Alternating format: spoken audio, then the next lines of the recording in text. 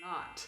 Today I am sharing how the lifestyle of being a pilot wife is not what some may think. I want to help you with any misconceptions you might have about being married to a pilot. There is an ugly reality that can be beautiful, but I want you to see the realistic expectations before you make that plunge into being married to a pilot. I just want to share tips before your marriage takes off in the wrong direction. So buckle your seatbelt, raise up your window shade into my life as a pilot's wife, and take it from me. I will give you a bird's eye view into being married to a pilot after 17.9 years so that your marriage will take off safely, have no turbulence mid-flight, and have smooth landings year after year. Now, Peter Weber is a pilot on ABC's show The Bachelor, and he is choosing, I think next week, either Victoria, Hannah Ann, or Madison as his future wife. I, in my prediction, think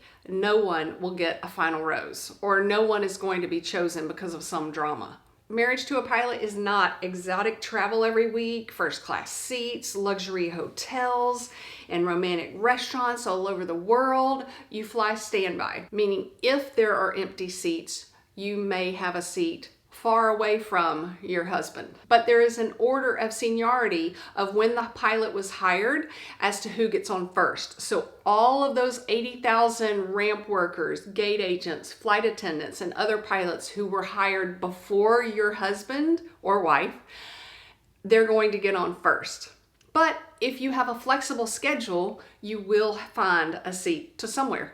I spent 11 hours in the Denver airport with a stroller, my carry-on suitcase in the bottom of it, my 2-year-old running baby, his car seat on top of the stroller, and me wearing a backpack. I couldn't drink coffee in that airport. I had to watch him. I couldn't go to the bathroom without all of that stuff for 11 hours because we were considered junior and could not get back to Washington, D.C. Marriage to a pilot is not like a typical married life. You will be alone a lot. So be content with who you are all by yourself. This is a foundational tip for any marriage, really. Before I got married, I had expectations of eating out like we did when we were single with friends. And now when my husband gets home, he's tired of eating out because he just ate out for 4 days straight. And I ate in all by myself for 4 days straight. I need to say that we were also in a new city, so I didn't have girlfriends yet. For eating out, we just had a discussion and we discussed my needs and his needs. He wants to give, I want to give and take. So when he gets home, I have a homemade meal for him, usually. It has been 17.9 years. And then sometimes over his period of days off, we'll go out to eat just together or out to eat 1 or 2 times if we can afford it. Beginning pilot pay is tight. But you get through it and you learn to not base your cost of living on his current pay. You remember what it could be like if some national catastrophe took place and you kind of live beneath your means or not above your means. But Peter Weber is a celebrity, so he's getting all that income too and won't have to worry about buying his wife jewelry on Amazon or at Costco. If a pilot wants to be a captain or if he wants to fly a larger airplane, that means that you're going to maybe need to move to a new base. And that means you're going to be the new girl on the block several times throughout your marriage. You might need to celebrate your birthday several years all by yourself. Right after we were married, my husband was based in another city, and I think this idea is so cute. He was not being used that day because he was on reserve. He had to be like phone call available in that city. Well, I was still at home. So we decided to go see the same movie at like a morning matinee time. We had like a day date, but in different states. You just have to be creative and it's fun sometimes. Friends are important, so knock on that neighbor's door just to get an egg, even if you don't really need one. Join that Bible study. Start your own pilot wives group in your city and host a girls' night somewhere. Another aspect of being alone a lot, even though you're married, is to discuss the arrival back home schedule. Like, he wants to crash. I need to edit that out. He wants to live like a bachelor when he gets home. I don't need to plan a social event for our family right when he gets home. I would crave adult conversation because I haven't spoken to anyone in like 4 days. Well, he's been around people, making small talk conversation in the cockpit for 4 days. So we've discussed that feeling or need of his and the need of me, and he is going to listen, but I know not to unload all of my feelings and thoughts right when he gets home from work. A pilot does not bring his work home to his wife, and that is one of the best aspects of being married to a pilot. When he is done with work, he closes it up and doesn't think about it again, doesn't have to check emails, doesn't have to check the phone calls. Like, he is able to decompress. However, one thing to think about is if he does get on a new plane or want to upgrade to a captain position, he will move to a new base. You don't want to relocate your family to that new base. You want to keep living in Houston where the cost of living might be cheaper. So let me explain. My husband was based in San Fran when he upgraded to captain, but we wanted to still live in Houston with all these other pilots who are commuting to San Fran to start work and to end work. So every time he would have like a 4-day trip or a 2-day trip, he would have to fly standby to get to San Fran with all the other people trying to fly standby. And so that means because of that and because of weather, there's fog all the time, messing up on-time departures and stuff in San Francisco, as well as a lot of other cities. So he would have to leave the day before, and he would be gone for 4 days. So that makes his trip now 5 days long. And then getting home, it's like it could be an extra day as well. So just know that about commuting. We don't want to ever do it again. And we've said that twice through the 17.9 years. Being married to a pilot means you are not together a lot, but it is confidence building. Whenever something breaks in the house, it's like you're a single mom. You have to deal with it. You have to change the 20-foot high ceiling fire alarm battery at 2 a.m. when it's beeping in the middle of the night. You have to sleep in the house by yourself when you hear weird noises right outside the window. You have to go to church by yourself, but you can do it. It feels good and it builds your self-esteem, I guess, or your self-confidence when you have to step out of your comfort zone. And you can share these tips with other new wives. For my husband, it gives him peace while he is working, like mental peace, knowing that if something bad happens, I'm going to take care of it because he's not always phone available.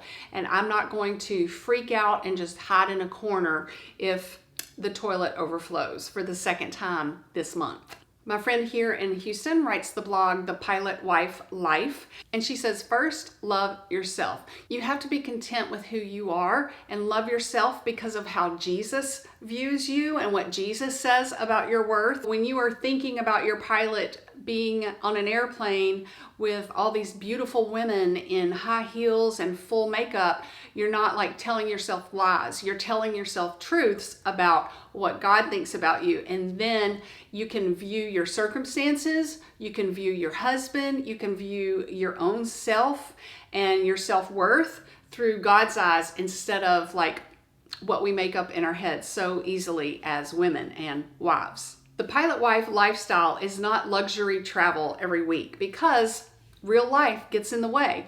A lot of pilots, when they get off that airplane, they don't want to see the airport again until they have to go back to work. So a lot of wives are like disappointed. My husband doesn't like to do that sometimes, but then he gears himself up mentally for going on a trip or something like that, and then he's fine with it. We have to remember that when they are at work, they are working. They are bearing the burden of 140 plus people's lives, and they are thinking. So it's not just sitting on an airplane and then sitting in a hotel. They are working. So when they get back home, they want to decompress and maybe play a game of golf the next day. Well, you've been with the kids for 4 days straight with no break. One captain that my husband flew with a long time ago said, my wife just doesn't get it. I just want to play golf when I get home. Now, she's been with the kids for the past 6 days. What do you think is unfair about that? What is unfair to him about that? So you have to discuss like what his needs are to relax and what your needs are in order to relax, and ask him to stay with the kids or go on a date with you. He can ask you to wait for him so that he can play golf because it's finally pretty on his day off. Just discussing each other's needs and respecting the deep need that each other has, and then giving and sacrificing for each other. Being married to a pilot means the schedule is not predictable. Pilots find out their schedule around 2 weeks before the next month. So like Peter Weber, if he is a junior guy, seniority level, he might not have your birthday off. He might not be available for that family reunion that your entire family is banking on in July of next year. So I just make plans to be there, and if he can join us, that is great. For making meals for the week, if they're on reserve, it's really hard to go to the grocery store on Monday for the entire week. So mentally, my expectation is I'm going to buy a few basics, and then if he's home, I'll run to the store again or ask him to go to the store again. I won't tell him you need to go to the store, blah, blah, blah. I'll ask him because that's a more respectful approach for your husband, and vice versa. My advice to you young pilot wives is when you have kids, go on those trips in the fall and the winter when there are open seats. And while your children are in elementary school, take them out of school and take them out of preschool and go then, because now our kid is in high school and we cannot travel because of sports during this season. He struggles in math, so we don't want to pull him out of school all the time like we used to. In the beginning, when you get an oddball vacation in the middle of September, right after school has started, take them out and go on that family vacation. Make memories in a creative way. And when you do get a real vacation, spend the money, splurge. That's what we do. We went out to eat like once a week for a few years. Oh wow, how much money we would save if we did that again.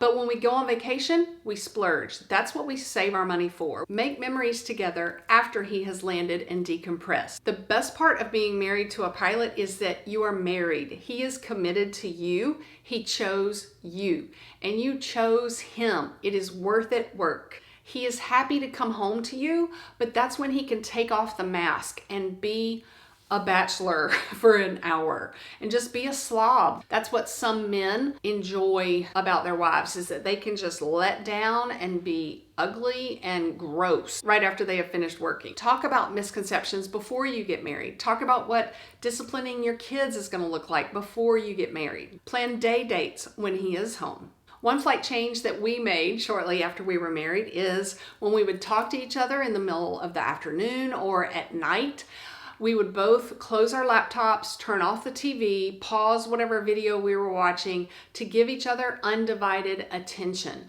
I needed to talk about what went on in my day, and I needed to know that he was hearing me. And so he sacrificed by listening to me. Just talk about your needs and what you can do for each other. Send me a question if you are marrying a pilot. I would love to chit chat with you, and I appreciate your time that you took to watch this video.